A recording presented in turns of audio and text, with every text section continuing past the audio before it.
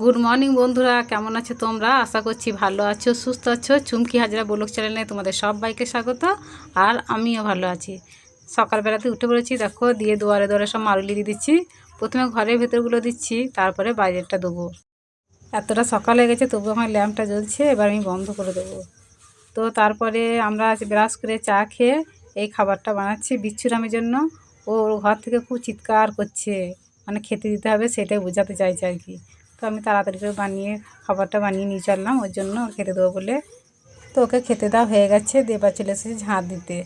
আমার ঘরের ভেতরগুলো সব ঝাঁট দেওয়া হয়ে গেছে, এটা বাইরে দুয়ারটা ঝাঁট দিয়ে দিচ্ছি। আর আজকে ওয়েদারটা দেখো কেমন বিচ্ছিরি ওয়েদার, একদম ভালো লাগে না এই ওয়েদার। আর এই ওয়েদারে কাজ করতে তো আরও ভালোই লাগে না একদম।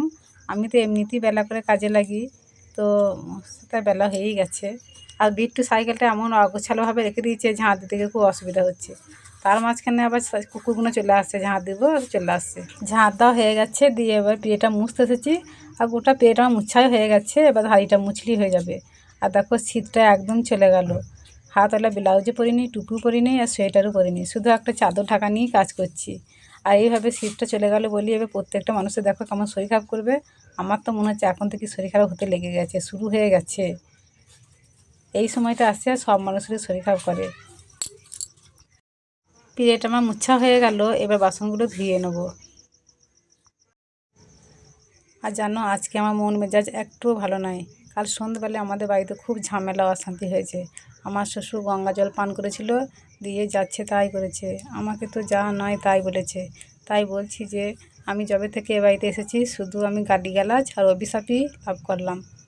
আমাকে বলছে তুই মরবি, তোর রোগ হয়েছে, তোর রোগ আবার ঘুরে আসবে, ডাক্তার বলে দিয়ে তুই বেশি দিন বাঁচবি নাকি, তোর জন্য আমি এত টাকা পয়সা খরচা করলাম। হ্যাঁ মানে আমাদের রোগের জন্য অনেক টাকা পয়সা খরচা করেছে বলে আমাকে যে উঠতে বসতে কত ঘন্টা শুনতে হয় তার নয় ঠিক।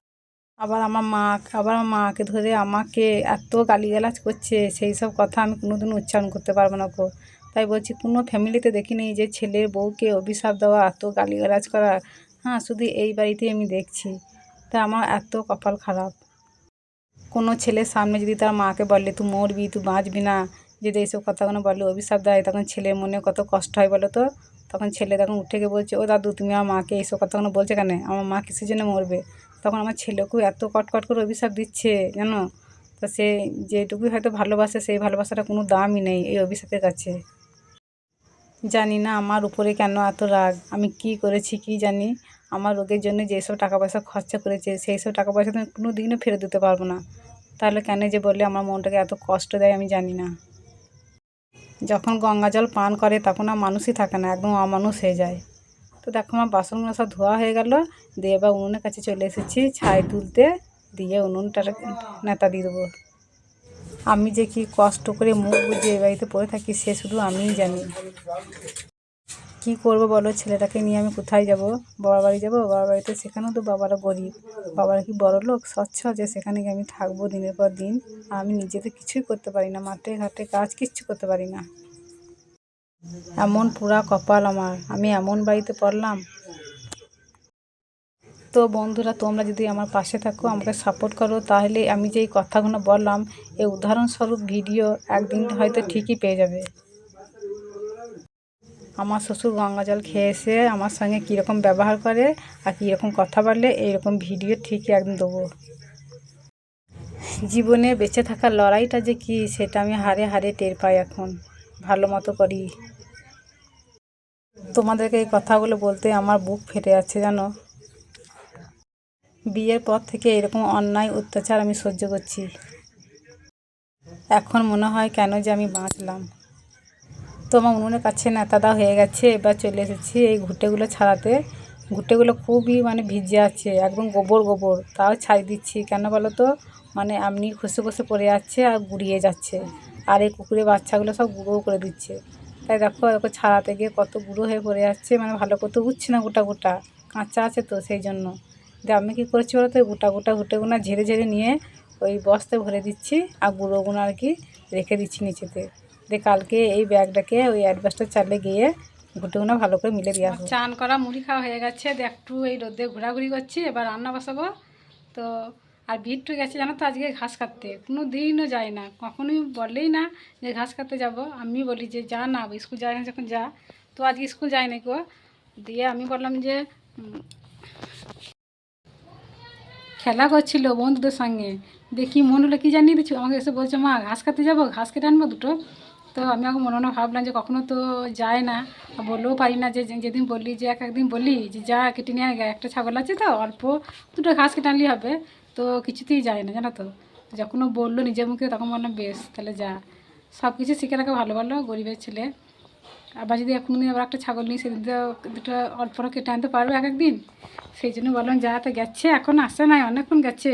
আর মাংস তরকারি ছিল কালকেকার, সেই তরকারি দিয়ে মুড়ি খেয়ে গেছে। আর আমি বাড়িতেই বসে মুড়ি খেলাম, দোকান থেকে চানাচুর চানাচুর নিয়ে এলাম, তো পেঁয়াজ লঙ্কা কুচিয়ে মুড়ি খেলাম। তো এবার কি রান্না, কপি আছে কবে থেকে গগাইছে, 2-3 দিন হয়ে গেল। আধ ঘন্টা রান্না করেছিলাম, আর আধ ঘন্টা আছে এখনো, শুকাইছে। এই দেখো, বুঝতে, এই দেখো, আজকে এটা কি উদ্ধার করবো ভাবছি, আজ এটাই রান্না হবে। তো এবার রান্নাটা বসাই গাই, পরে আবার তোমাদের সঙ্গে কথা বলছি। চলে এলাম রান্না করতে, খড় দিয়ে ভাতটা করে নিচ্ছে, আর গ্যাসে তরকারিগুলো করবো। আর একদম আজকে শরীরটা ভালো লাগছে না তো, মানে ঠান্ডা হবে, ঠান্ডা লাগবে, জ্বর আসবে, এরকম আওয়াজ দিচ্ছে শরীরটা। রান্নাটা একরকম জোর করেই করছি, ভালো লাগছে না। এটা না করলেও তো সে মাঠে ভাত যাবে, আর এখন সারা দিনই কাজ করছে ও, সেই জন্য রান্নাটা বসালাম। আর ছেলেটা আছে খাবে, আমার নিজেকেও দুটো খেতে হবে, কিন্তু আমার শরীরে একদম ভালো লাগে না রান্না করতে, মানে জোর করেই করছি, ওষুধ খেতে হবে। ভাতটা তো আমি ঘরে করে নিলাম, হয়ে গেছে, দিয়ে চলে এসেছি এটা তো গ্যাসের কাছে রান্না করতে তরকারিগুলো। তো বাঁধাকপি রান্না, কপিটা সেদ্ধ হয়ে গেছে, দিয়ে নামিয়ে নিয়েছি। দিয়ে কড়াইতে তেল পেঁয়াজ ভেজে মশলাটা দিয়ে দিলাম, ভালো করে কষিয়ে নিচ্ছি। এবার একটু নুন দেবো, আর একটু হালকা করে চিনি দেবো। বাঁধাকপি তো একটু চিনি দিলে ভালো লাগবে, কিন্তু আমাদের আবার কী বলো তো, চিনি খেতে চায় না তো, যে তাই খুব কম করে দিলাম। আর দেখো বাঁধাকপিটা আমার হয়ে গেছে, এবার নামিয়ে নেবো। আর খেতে গিয়ে দেখেছিলাম জানো তো, মানে নুনের পরিমাণটা কম হয়ে গেছে, নুনটা একটু দিলে ভালো হতো। তো তাতে কোনো ক্ষতি নেই, নুন কম হলে দিয়ে খাওয়া হয়, কিন্তু বেশি হয়ে গেলে বেশি খারাপ লাগে।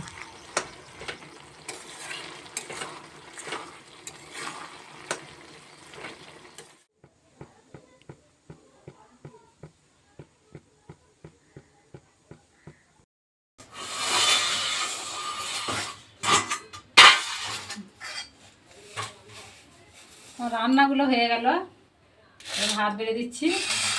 আর এখনও পর্যন্ত মাঠে থেকে খাবার নেওয়ার জন্য কেউ এলো না গো। এই 2 দিন আসছিলো, 2টোর মধ্যে চলে আসছিলো, ভাত দিয়ে দিয়েছিলাম টিফিনে ভরে আবার।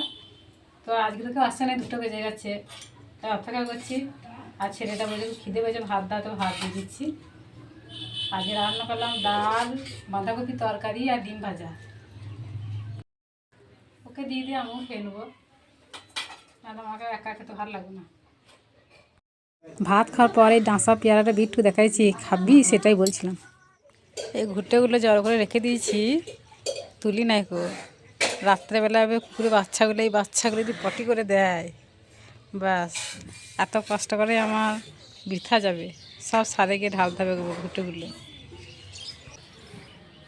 ছেলেগুলো একদল, ছেলে তো খুবই আনন্দে উচ্ছ্বাসিত, সরস্বতী মাকে নিয়ে আসবে পরশু দিন।